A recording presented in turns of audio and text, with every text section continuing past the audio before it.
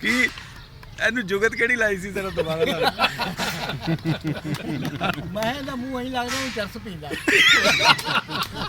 ਇੱਕ ਮੈਂ ਚਾਚਾ ਤੂੰ ਗੱਲ ਕਰਦੀ ਉਹਦੀ ਪੂਰਾ ਹਫਤਾ ਜਾਨ ਨਹੀਂ ਛੁੱਟਦੀ ਹੈਗੀ। ਇੱਕ ਦੋ ਨਹੀਂ ਤਾਂ ਬਾਬਾ ਸਿਆਣਾ ਦਾ ਪੀਂਦਾ ਪੱਕਾ ਬੰਦਾ ਅਸੀਂ ਕਰਵਾਉਂਦੇ ਆ। ਇਹਨੇ ਜਨਾਜ਼ੇ 'ਚ ਮਾਰ ਖਾ ਲਈ ਨਾ, ਕਹਿੰਦਾ ਪਿੱਛੇ ਹਟੋ ਮੈਂ ਇਕੱਲਾ ਚੁੱਕਾਂਗਾ। ਚੁੱਕਿਆ ਵੀ ਫਿਰ ਮੈਂ ਇਕੱਲਾ ਹੀ ਸੀ। ਕੋਈ ਇੱਕ ਦੋ ਹੋਰ ਸਾਡੇ ਕੋਲ ਹੈਗੀ ਕੋਲ ਉਹ ਕਿਵੇਂ ਆ ਗਈ ਤੋੜੇ ਤੇ ਲੱਗ ਗਈ। ਬਾਬਾ ਜੀ ਹਰਕਤਾਂ ਤਾਂ ਤੁਹਾਡੀਆਂ ਵੀ ਸਾਡੇ ਨਾਲ ਦੀਆਂ ਨੇ। ਬਾਬਾ ਤੇ ਨਜ਼ਰ ਆਵੇ ਚਿਹਰੇ ਦੇ ਹੋਣਾ ਕੀ ਵੇਖ ਤੂੰ ਸਹੀ। ਉਹ ਤਾਂ ਦੇਸੀ ਘਿਓ ਦਾ ਰੋਲਾ ਨਹੀਂ ਤਾਂ ਉਹ ਬਾਬਾ ਦਾ ਬਾਬੇ ਨੂੰ ਸਾਡੇ ਕੋਲ ਪੱਤਰ ਹੋਣਾ ਘਿਓ ਐਵੇਂ ਬਣ ਜਾਂਦਾ ਸਾਰਾ ਜੋਰ ਲੱਗਿਆ ਬਣਦਾ।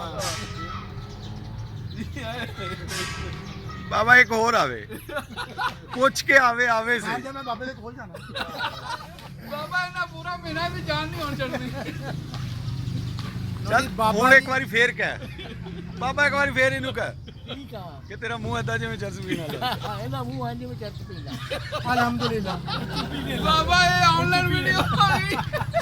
ਮੁੰਡੇ ਦੀ ਚੁੱਭੀ ਨੇ ਬਾਬਾ ਨਿੱਕਾ ਹੁੰਦਾ ਜਾਂਦਾ ਰਿਹਾ।